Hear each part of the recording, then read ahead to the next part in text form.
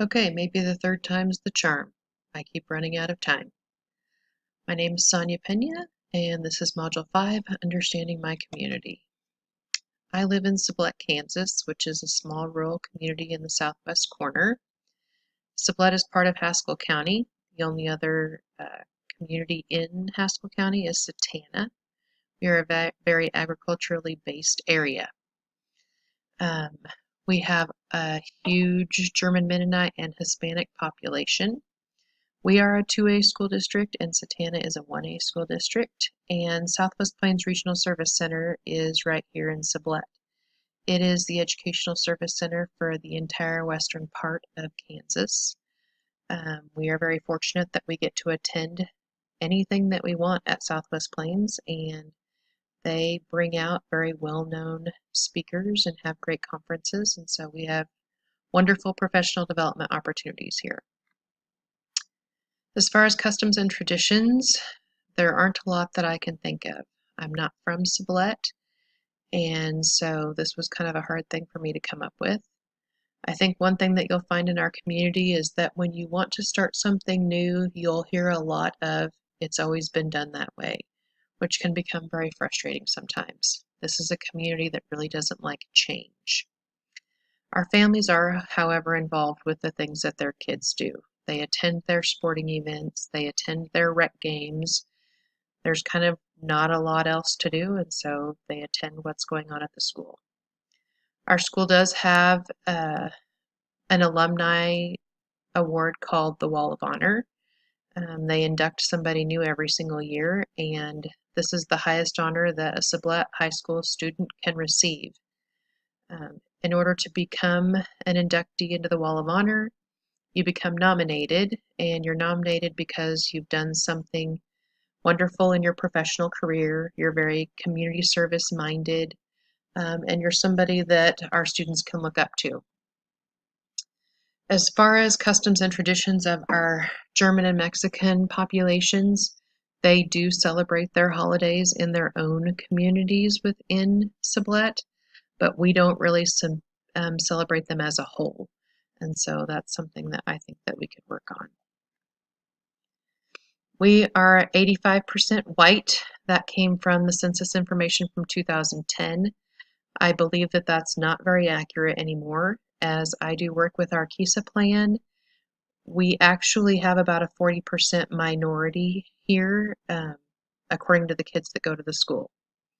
61% of our families are married couples living together. We have a median age of 36. We are equally male and female.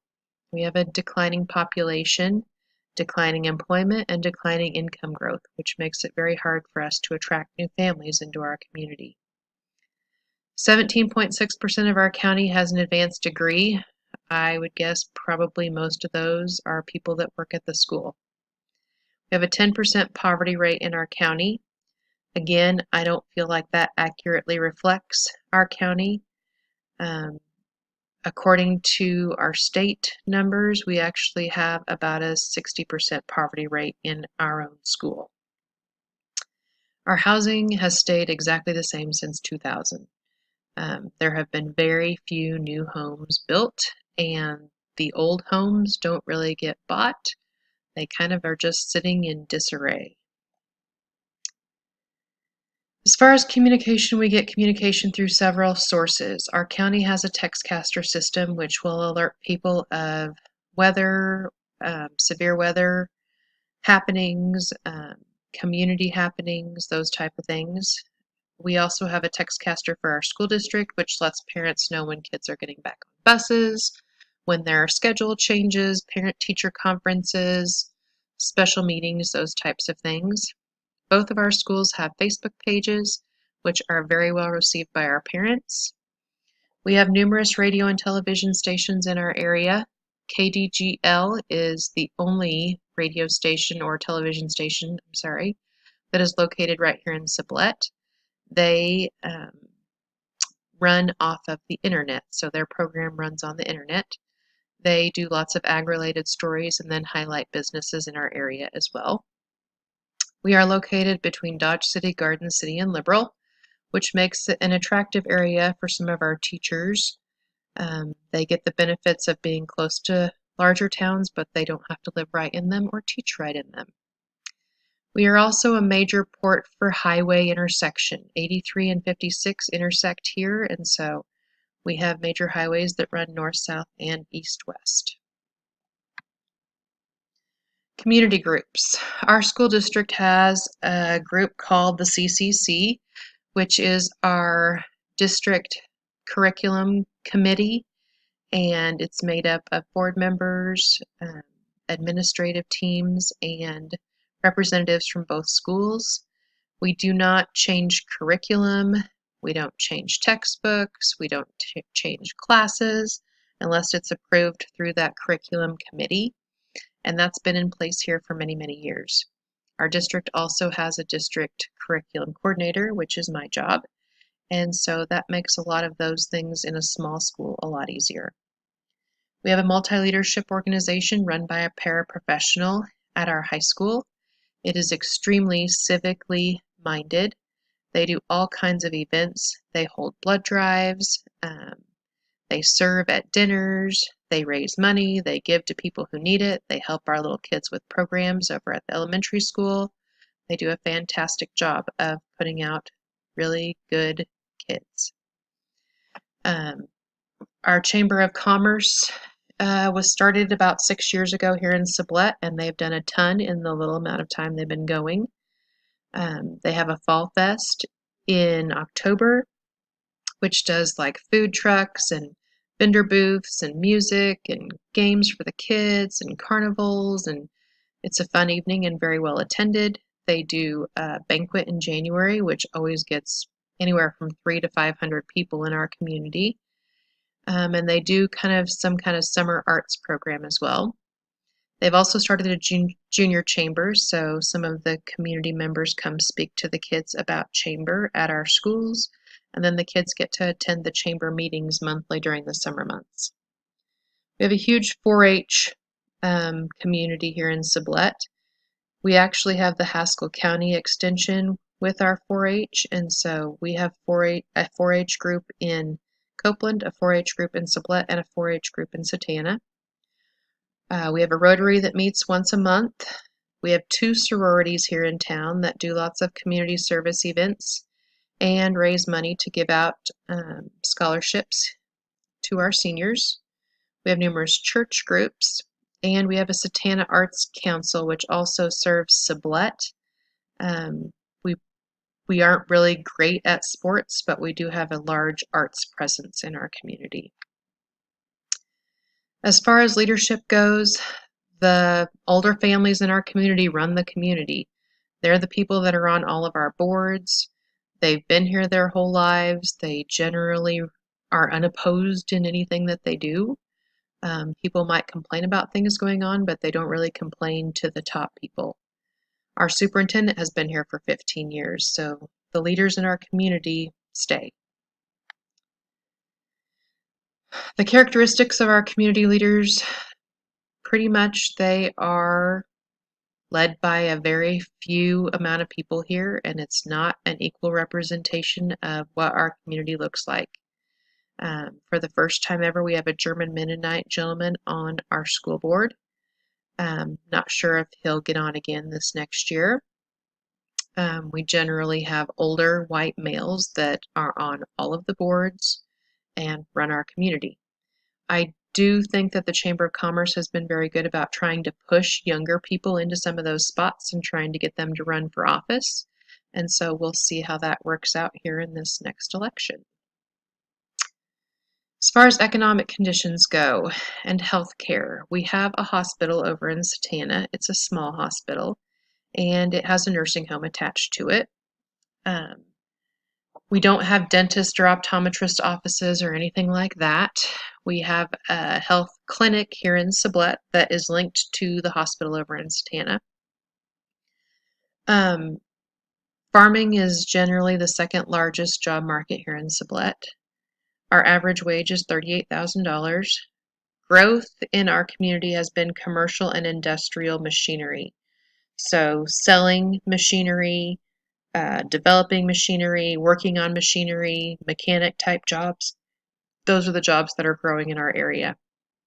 25% of the jobs in Haskell County are ag-related. A lot of those would be feed yard type jobs. We have 9 feed yards that surround our community.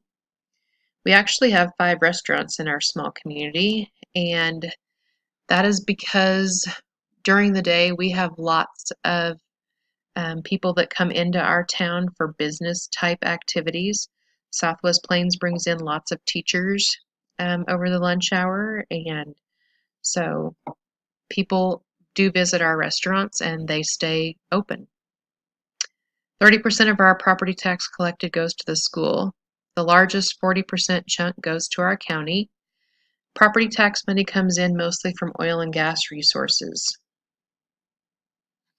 Our community is very conservative, so it's very hard to get them to change. They're predominantly Republican and don't really have tolerance for those that aren't. They support our school, but they don't look at the issues of school on a bigger level.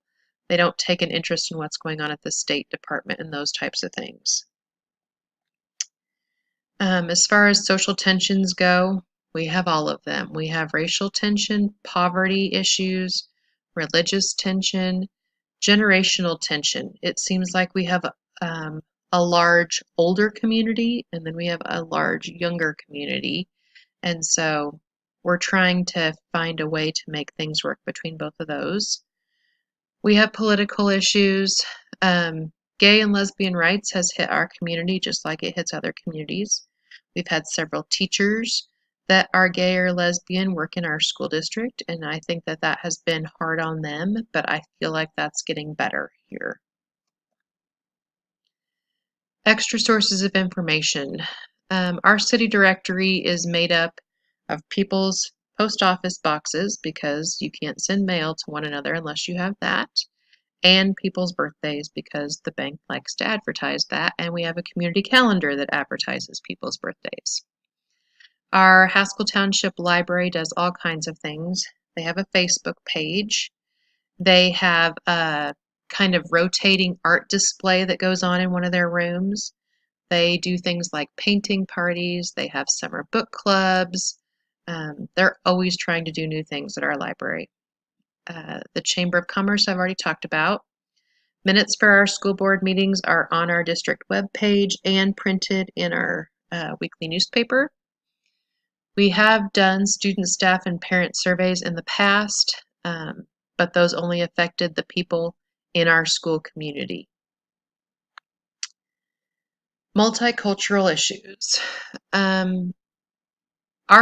Our community being multicultural is done totally through the school. It's not done in the community. There is still a divide there. The school is very welcoming to all cultures, and the school celebrates all cultures, and we try and stay in touch with parents in as many ways as we can. And I've listed some of those things on the slide that you see in front of you. We are led by a few, and no one really stands up to those in power. I've kind of talked about that already, but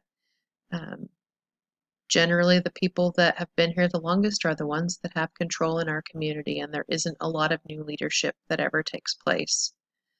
Our schools therefore operate under a very conservative background because that's the way our community is, so it's very hard to make changes in our school as well. Public opinion surveys. The only surveys that I know of that have been done are the ones that are done through the school. And a couple of years ago, we had health surveys done here just to see what the health needs were in our community. I never saw the results of those health surveys, and so I don't know what the feedback was on those. Overall, we have a nice little community. We can always make improvements. A lot of that will come when we have different leadership. And we won't have different leadership until people get feedback on what the needs are of the people that live here.